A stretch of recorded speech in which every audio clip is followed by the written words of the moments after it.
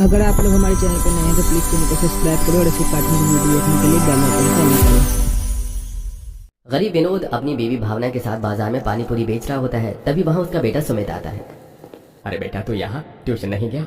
भूल गया क्या कि तुझे आईएएस ऑफिसर बनना है? याद है पापा आपका सपना, और देखना इसे मैं ही पूरा करूंगा। वैसे मैं यहाँ ट्यूशन फीस लेने आया था। 1 महीना हो गया है, ट्यूशन की फीस नहीं दी। ट्यूशन की फीस दे दो और 1000 रुपया भी दे देना, कुछ किताबें भी लेनी है। हाँ बेटा, याद है मुझे। रुक, मैं अभी तुझे ट्यूशन फीस देती हूँ। इतना बोलकर भावना पास में खड़े अपने ग्राहकों को पानी पूरी खिलाकर गले में से सारे पैसे गिनकर अपने बेटे के हाथ में दे देती है। ये ले ट्यूशन की फीस, किताब तो कल ले लेना, अभी कुछ पैसे कम है। ठीक है माँ, मैं चलता हूँ। मेरा बच्चा कितनी मेहनत करता है। भावना और विनोद अपने बेटे पर आंख बंद करके भरोसा करते थे। वो सारे पैसे जोड़कर अपने बेटे को दे देते हैं और खुद पानी पूरी बेचने लगते हैं। भाई साहब, ये आपका बेटा था। वैसे मैंने अक्सर देखा है पानी पूरी बेचने वाले के बच्चे भी पानी पूरी बेचते रह जाते हैं, पर आपका बेटा तो पढ़ाई कर रहा है। आखिर ये किस चीज की पढ़ाई कर रहा है? मेरा बच्चा ऑफिसर बनने की तैयारी कर रहा है। बहुत जल्द मेरा बेटा एक आईएएस ऑफिसर बन जाएगा। विनोद हर किसी के सामने अपने बेटे की तारीफ करता। इसी तरह कुछ दिन बीत जाते हैं और एक दिन जब भावना और विनोद बाजार में पानी पूरी बेच रहे होते हैं तो रोती हुई ममता अपने माता पिता के पास आती है। क्या हुआ ममता बेटा, तू रो क्यों रही है? और तूने स्कूल के कपड़े भी नहीं बदले अब तक? माँ पापा, भैया को पुलिस पकड़ कर ले गई है। कहते हैं कि भैया नशा करते हैं और उन्होंने गुंडागर्दी भी करी है। क्या मेरे बेटे को पुलिस पकड़ कर ले गई? अगर एक बार मेरे बेटे पर केस लग गया तो वो कैसे आईएएस ऑफिसर बनेगा? ममता बेटा, तू यहाँ खड़ी होकर पानी पूरी का ठेला संभाल। मैं और तेरे पापा पुलिस स्टेशन जा रहे हैं। गरीब भावना और विनोद अपनी सारी जमा पूंजी लेकर पुलिस स्टेशन जाते हैं और अपने बेटे की जमानत करवाकर घर आते हैं। हम गरीब पानी पूरी बेचकर एक एक पैसे जोड़कर तेरी पढ़ाई करवा रहे थे ताकि तू हमारी तरह पानी पूरी ना बेचे और एक आईएएस ऑफिसर बने, पर तूने तो हमारी नाक ही कटवा दी। अब क्या करेगा तू? कैसे बनेगा आईएएस? कभी सोचा है तूने? माँ पापा, गलती हो गई।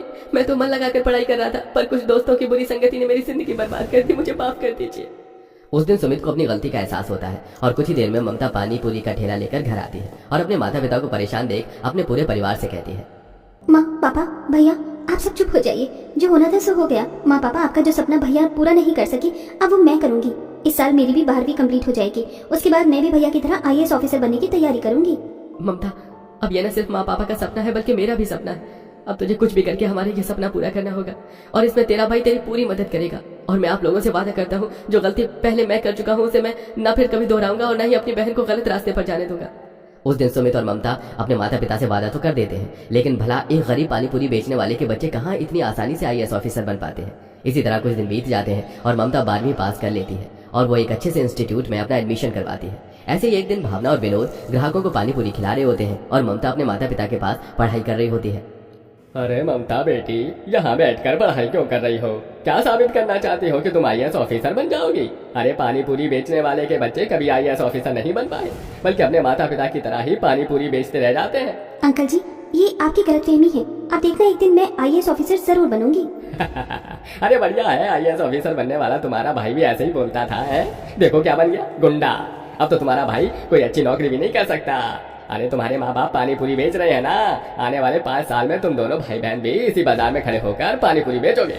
ममता, तू लोगों की बातों पर ध्यान मत दे और घर जाकर पढ़ाई कर। तुझे कुछ समझ ना आए तो अपने भैया से मदद ले लेना। अपने माता पिता के कहने पर ममता घर जाकर पढ़ाई करने लगती है और उसकी पढ़ाई में सुमित उसकी पूरी मदद करवाता है। समय यूं ही बीतता है और ममता कुछ एग्जाम भी देती है, पर वो उन एग्जाम को क्लियर नहीं कर पाती। पर अपनी बेटी को दिन रात पढ़ाई करता देख और इतनी मेहनत करता देख भावना और विनोद को बहुत अच्छा लगता है। ऐसे ही एक दिन जब दोनों पति पत्नी बाजार में पानी पूरी बेच रहे होते हैं तो उनके ठेले पर कुछ स्टूडेंट्स आते हैं। मैंने तो एक एग्जाम क्लियर कर लिया है, इसके बाद एक एग्जाम और क्लियर करूंगा, फिर इंटरव्यू और फिर गवर्नमेंट जॉब पक्की। ये तो बहुत अच्छी बात है बेटा कि तुम सरकारी नौकरी की तैयारी कर रहे हो। मेरी बेटी भी है, वो भी आईएएस ऑफिसर की तैयारी कर रही है, पर अभी तक वो एग्जाम क्लियर नहीं कर पाई। पर वो मुझसे कहती है कि एक दिन वो बड़ी ऑफिसर बनकर मेरे पास आएगी। अरे आप पानी पूरी बेचते हैं और आपकी बेटी इतने बड़े सपने देख रही है। आज से पहले कि मैंने किसी भी गरीब को इतने बड़े सपने देखते हुए नहीं देखा। अरे बेटा, सपने देखने के पैसे थोड़े ना लगते हैं। अरे आजकल गरीब भी अपनी हैसियत से बढ़कर सपने देखने लगे हैं। इसका बेटा भी आईएएस ऑफिसर बनने की तैयारी कर रहा था। अरे आईएएस ऑफिसर तो नहीं बन सका, पर गुंडा मवाली जरूर बन गया। अब देखो बेटी क्या बनती है। भाई साहब, मेरे बेटे से एक गलती क्या हुई, आप लोगों ने तो उसे बदनाम ही कर दिया। मेरा बेटा वैसा बिल्कुल भी नहीं है, और रही मेरी बेटी की बात तो वो मेरा सपना जरूर पूरा करेगी। विनोद और भावना अपने ठेले पर आए ग्राहकों को पानी पूरी खिलाते हैं। साथ ही साथ जो कोई उन्हें ताने देता वो उन्हें पलट कर जवाब भी देते। समय यूं ही बीतता है और एक दिन भाई साहब, यही है मेरी बेटी जो आईएएस ऑफिसर की तैयारी कर रही है। अभी बता रहा था ना मैं आपको। अरे बेटा, ये तो बहुत अच्छी बात है कि तुम एक पानी पूरी वाली की बेटी होकर आईएएस ऑफिसर बनने की तैयारी कर रही हो। अच्छा भाई साहब, कितने पैसे हो गए? इतना बोलकर वो आदमी उसे पैसे देकर वहां से चला जाता है और ममता अपने माता पिता से कहती है, पापा, मुझे अपनी पढ़ाई के लिए दिल्ली जाना है। गांव में सही से पढ़ाई नहीं हो रही और मेरा अगला एग्जाम सेंटर दिल्ली में ही पड़ा है। क्या दिल्ली? ये तो बहुत दूर है बेटा, तू दिल्ली जैसे शहर में कैसे रहेगी? अरे भाई, तुम्हारी बेटी भी हाथ से निकल गई है। दिल्ली भेजने से अच्छा है कि इसकी शादी कर दो। ये दिल्ली जाकर कुछ और ही करने का सोच रही है। खबरदार मेरी बहन के खिलाफ कुछ भी बोला तो मैं अपनी बहन के साथ जा रहा हूँ। मेरी बहन मेरी तरह गलती नहीं करेगी, वो एक दिन आईएएस ऑफिसर जरूर बनकर दिखाएगी आप सबको। सुमित कदम कदम पर अपनी बहन का साथ देता है और सुमित के कहने पर भावना और विनोद अपनी बेटी को दिल्ली जाने की परमिशन दे देते हैं। बहुत जल्द ममता दिल्ली जाती है और दिल्ली में ही रहकर पढ़ाई करती है। अरे ममता, तू क्यों खाना बना रही है? तू पढ़ाई पर ध्यान दे। मैं यहाँ तेरे साथ तेरी मदद करने के लिए आया हूँ ना, तुझसे अपना काम करवाने के लिए मैं नहीं आया हूँ। और कुछ समझ ना आए तो मुझसे पूछना।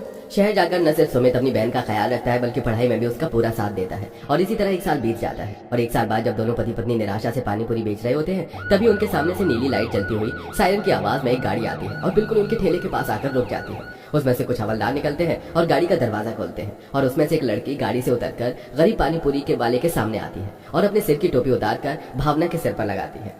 माँ, पापा, आपकी बेटी आईएएस ऑफिसर बन गई है और आज मुझे 1 महीना हो चुका है, इसीलिए मैं यहाँ अपनी पहली सैलरी देने के लिए आई हूँ। आपको यह यहाँ जो मेरे माँ बाप को ताने दे सकता है या मेरी बहन के लिए गलत बोल सकता है? आप सब आँख खोल कर देख लो, मेरी बहन ने वो कर दिखाया जो इस गाँव के ठेकेदार के बच्चों ने भी नहीं कर पाया। अरे माफ करना विनोद भाई, हम सबने आपको हमेशा गलत कहा, आपके बेटे की गलती का फायदा उठाया, आपकी बेटी के लिए भला बुरा कहा, पर आज तुम्हारी बिटिया आईएएस ऑफिसर बन गई है और उससे न सिर्फ आपका बल्कि पूरे हमारे गांव का भी नाम रोशन हो गया है। उस दिन न सिर्फ ममता अपने माता पिता का सपना पूरा करती है बल्कि उन सभी की बोलती भी बंद कर देती है जो कभी उसके गरीब पानी पूरी बेचने वाले माता पिता का मजाक बनाते थे।